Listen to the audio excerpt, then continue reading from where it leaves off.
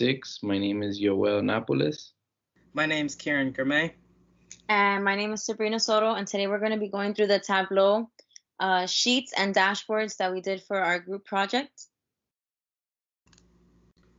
So in the first data set, our group chose this project in a variety of sales records in a wide span of industries. In the first sheet, we manipulated the data by region and content in a bar graph. As you can see, the highest portion is, when you manipulate it, is Europe, with a number of 12,955,373 units sold, and then the lowest is in North America with 1,155,272. So with that being said, this is just a bar graph from our first sheet, and then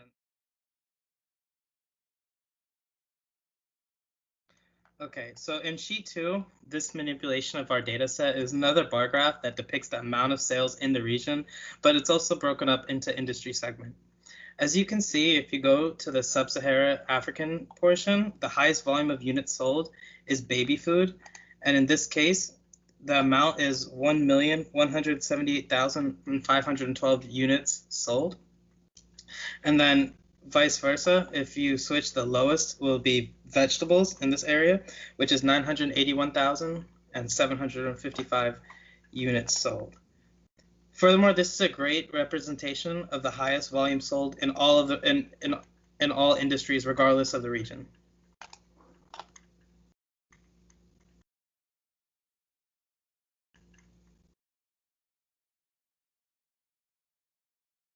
On this sheet, we're able to see different regions and ship dates throughout the years and different units sold and the amount of units sold. The good thing about this kind of graph is that you're able to drill down through different years and months, quarters.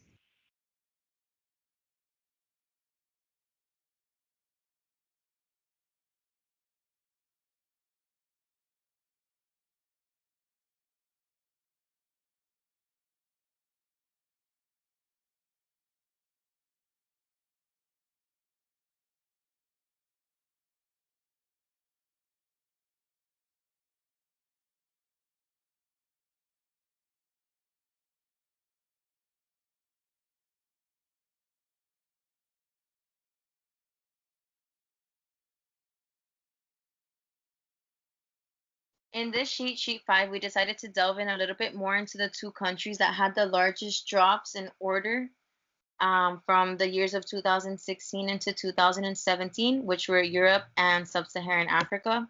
We wanted to take a closer look to see if they decided to stop buying products of a certain kind, or if overall there was just a decline in purchasing throughout the year. We wanted to look a little further than just the years, so we did years, quarters, and months. We can go into days, but the data gets a little bit too sparse, so we decided to stop at months. Here we're able to manipulate to see the highest and lowest purchasings of the year. And when we move over, you're able to see that overall there was just a steady decline in most products, but the highest one stayed regularly in clothes, vegetables, and things of that nature. The lowest ended up being things such as cosmetics, or things that just weren't as important, like office supplies.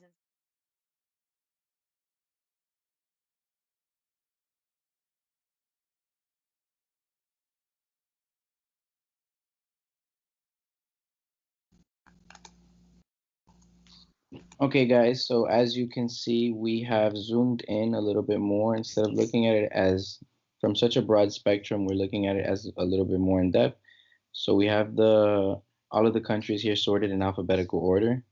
First, we can see that if we put them from highest to lowest, no longer in alphabetical order, now in chronological order, you can see that Taiwan has the highest amount of units sold, with a total of 380,000, with 647 units sold.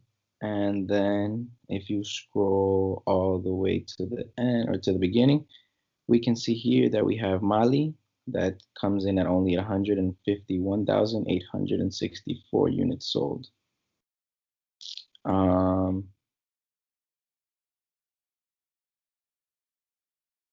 Okay, guys, so as we can see here now, we decided to take a different perspective on the other bar graphs. Instead of using bar graphs and what we've been using before, we decided to use a more geographical interactive map. As you can see here, it divides them all, it divides the items by item types. So you can see baby foods, you can see beverages, you can see cereals, you can just go down the list and you can see that they are divided by their specific item type. And as you scroll down, you can see that on the side of the graph, you have a legend key that shows you SUM is the unit sold.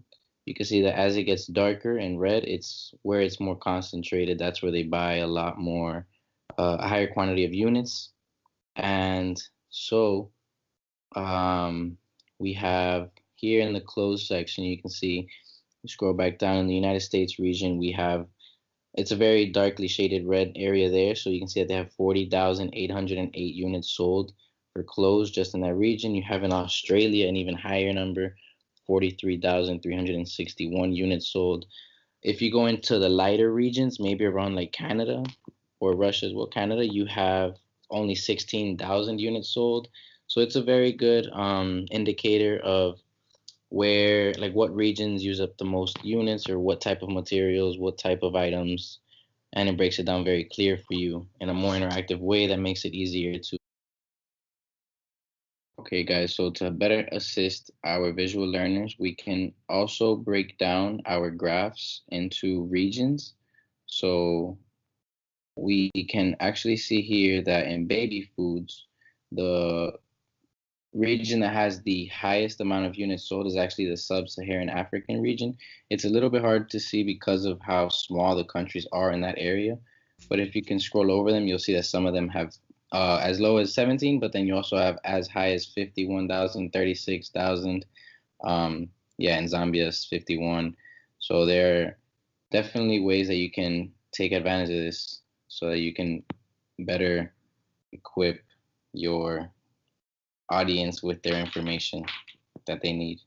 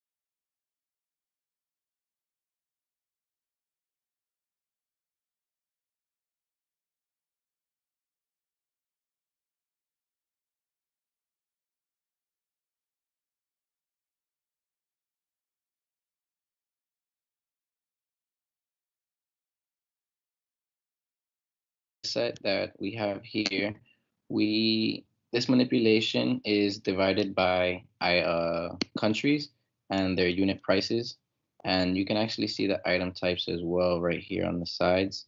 And so, according to our legend key right here on the side, it says that our highest is 8,688. You can see that that's Nigeria here, the one that's the darkest shaded here.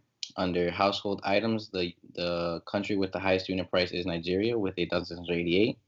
And then you also have the lowest unit priced country right here with under Palau, with the item type being the fruits. Okay, so we're actually going to set up the graph now from high to low, and we're going to look at it differently. We're going to be able to look at it by order date.